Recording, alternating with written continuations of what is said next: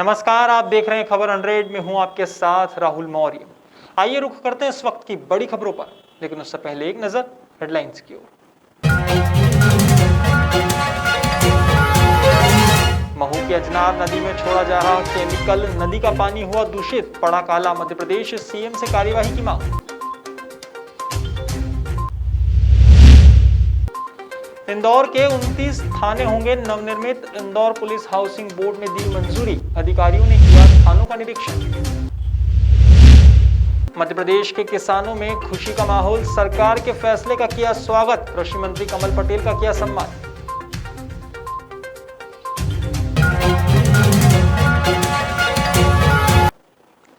Corona संक्रमण की दूसरी लहर के बाद इंदौर के कई प्रमुख बाजारों को कुछ हद तक राहत मिली है। इसके तहत हफ्ते में 3 दिन होलसेल व्यापारी अपना व्यापार कर सकेंगे। वहीं इन आदेशों के जारी होने के बाद प्रशासन भी काफी सतर्क हो गया है। सोमवार को सराफा बाजार, क्लॉथ मार्केट सहित रिवर साइड के बाजारों के खुलने से पहले प्रशासन की टीम ने बाजारों का दौरा किया और व्यापारियों को प्रोटोकॉल के पालन करने की समझाइश दी। साथ ही यह भी समझाया कि बाजार खुलने के दौरान दूसरे क्षेत्र के व्यापारियों को अन्य दूसरे खुले बाजारों में जाने की इजाजत नहीं है। वहीं इस दौरान व्यापारियों ने भी शासन प्रशासन का आभार माना और प्रोटोकॉल के पालन करने की बात कही।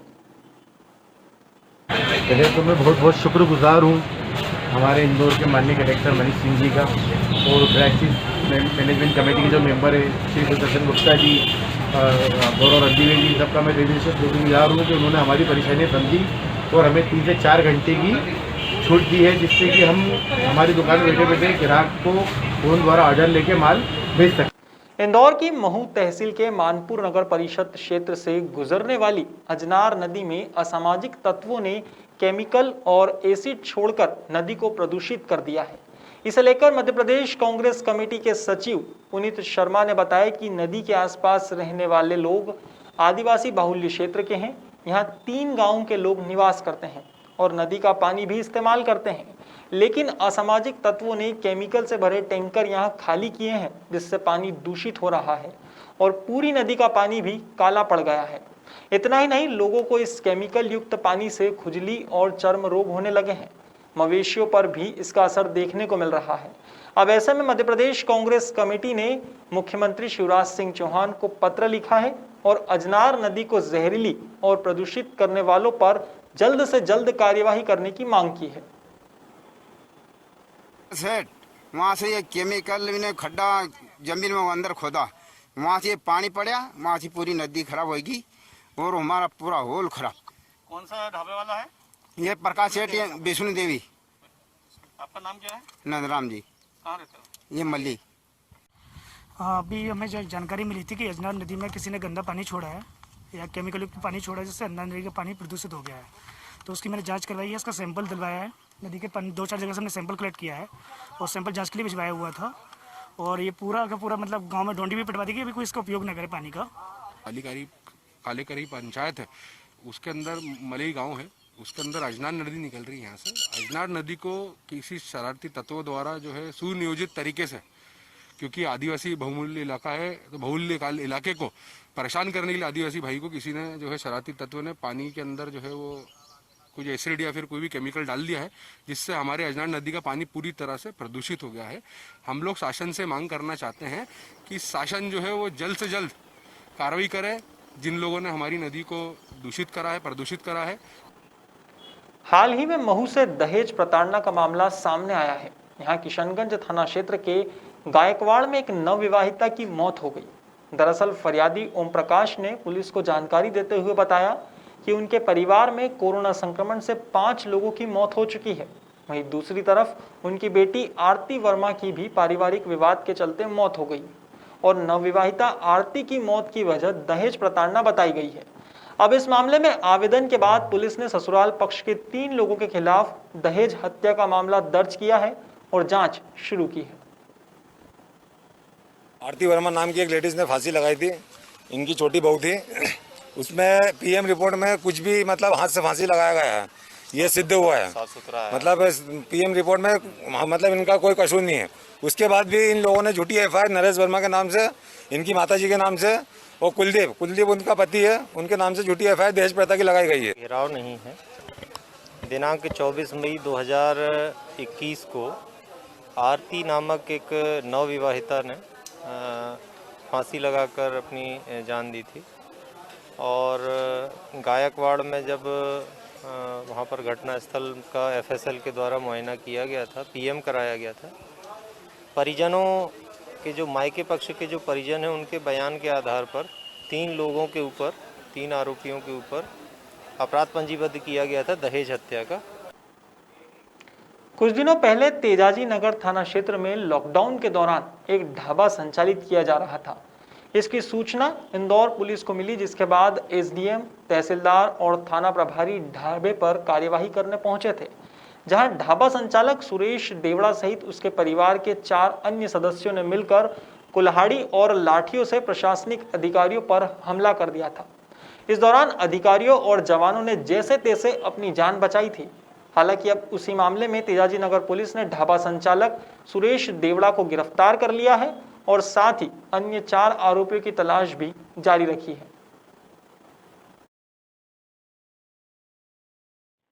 ये उमरीखेड़ा गांव में एक ढाबा है जिसमें अवैध रूप से जो है वो रेस्टोरेंट चलाते हुए, ढाबा चलाते हुए पाए जाने पर तहसीलदार महोदय द्वारा को जो है और उनके टीम के द्वारा जो है वहाँ पर जब उसको बताया गया कि जब अभी लॉकडाउन के दौरान जो है बंद है रेस्टोरेंट, तो आपके द्वारा क्यों चलाया जा रहा है, इस पर वो आक्रोशित होकर वाद विवाद किया था और बाद में कुछ समय बाद जो अपने आप को बंद कर लिया ढाबे में। फिर थोड़ी देर बाद कुल्हाड़ी लेके निकला था, फिर वो हवा में लहराते हुए धमकाया था उसने। तो इस बात को लेकर थाने पर अपराध पंजीबद्ध किया गया था 353 एवं माननीय संबंधित धाराओं में। तो आरोपी को परसों जो है अन्य वाद विवाद करते हुए उन्हें गिरफ्तार किया गया है। और इंदौर के चंदन नगर थाना क्षेत्र में पैसों के लेन देन को लेकर 2 पक्षों में विवाद हुआ। देखते ही देखते विवाद इतना बढ़ गया कि दोनों पक्ष आमने सामने हो गए। फरियादी पक्ष ने आरोप लगाया कि कुछ असामाजिक तत्वों ने शराब के पैसे मांगे और नहीं देने पर गाड़ी फोड़ दी और उसे तालाब में भी फेंक दी। इसके बाद दोनों पक्षों में विवाद बढ़ गया। हालांकि पुलिस ने दोनों पक्षों को समझाइश देकर मामला शांत करवा दिया है, लेकिन देखने में आया था कि दोनों पक्ष थाने पहुंचे थे, जहां जमकर हंगामा भी हुआ। जिसके बाद एसपी महेश चंद्र जैन ने कहा कि छोटी सी बात को सांप्रदायिक रंग देना गलत बात है, तो दोनों पक्षों को समझाइश दी गई और साथ में वहां से शांत माहौल करते हुए उन्हें रवाना किया गया। तो जो सामान्य 2 पक्षों का विवाद है, पुलिस के द्वारा उसमें तत्परता से कार्रवाई की गई है। मेरा सभी से अनुरोध है, मैं हर बार कहा है, पहले भी कहा है कि छोटे मोटे विवाद जो होते रहते हैं उनको कृपया करके सांप्रदायिक रंग ना दें। जो झगड़े हैं, जिस प्रकार के सामान्य झगड़े हैं, उसी सामान्य झगड़े के रूप में पुलिस को अपना काम करने दें और जो भी अगर उसको सांप्रदायिक रंग देगा या उसको शहर की फिजा बिगाड़ने की कोशिश करेगा, उसके खिलाफ पुलिस सख्त कार्रवाई करेगी। सभी से पूरे अनुरोध है कि जिम्मेदार नागरिक का फर्ज है, झगड़े को झगड़ा के रूप में लें, उसको सांप्रदायिक रंग। इंदौर पुलिस हाउसिंग बोर्ड में इंदौर के 29 थानों का नवनिर्माण कार्य स्वीकृत है। इसमें सराफा और पंडीनाथ थाने का जो नक्शा पास हुआ है, उसके मुताबिक कम जगह होने के कारण थानों का निर्माण नहीं हो सकता है। ऐसे में सोमवार को एसपी महेश चंद्र जैन और पीडब्ल्यूडी के अधिकारी निरीक्षण करने पहुंचे। इस दौरान एसपी महेश चंद्र जैन ने बताया कि हाउसिंग बोर्ड सोसाइटी के आर्किटेक्ट इंजीनियर अब इस परिसर का दौरा करेंगे और इसकी रूपरेखा बनाएंगे।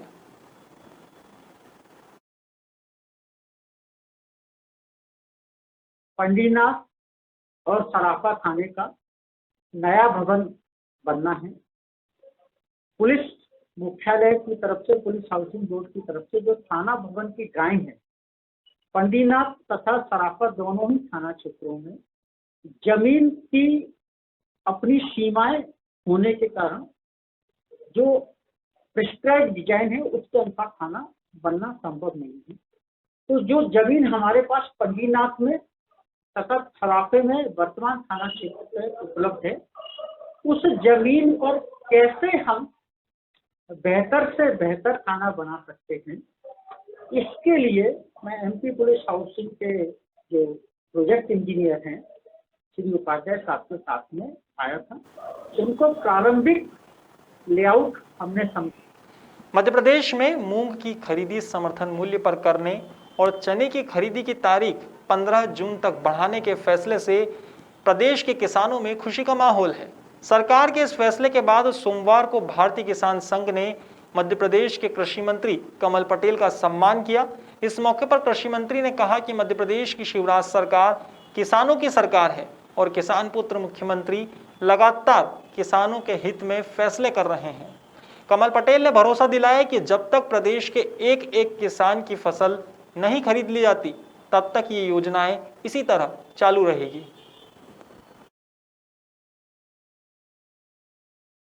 मध्य प्रदेश और देश में भारतीय जनता पार्टी की सरकार है। प्रधानमंत्री नरेंद्र मोदी जी और मध्य प्रदेश के गांव गरीब और किसानों के मसीहा मुख्यमंत्री शिवराज सिंह चौहान जी के नेतृत्व में हमने किसानों के हित में अनेक निर्णय लिए हैं। इन 1.25 साल में भारतीय जनता पार्टी की सरकार ने शिवराज जी के नेतृत्व में किसानों की आय दोगुना करने में प्रधानमंत्री जी का जो संकल्प है उसको पूरा किया। सोमवार को सारंगपुर मेडिकल इंस्टीट्यूट के छात्रों ने मध्य प्रदेश के चिकित्सा शिक्षा मंत्री विश्वास सारंग को अपनी समस्याओं को लेकर एक ज्ञापन सौंपा है।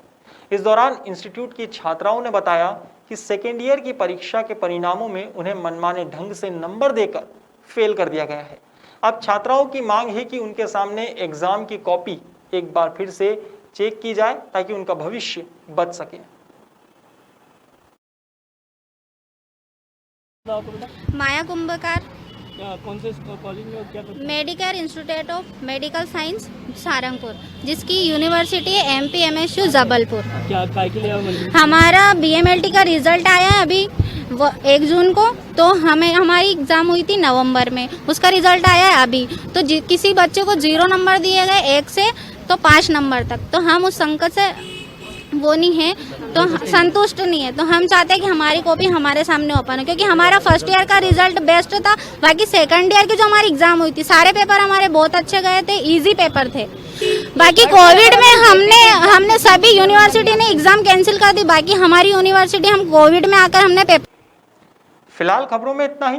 देश और दुनिया की तमाम खबरों के लिए देखते रहिए खबर 100, जनता की बुलंद आवाज।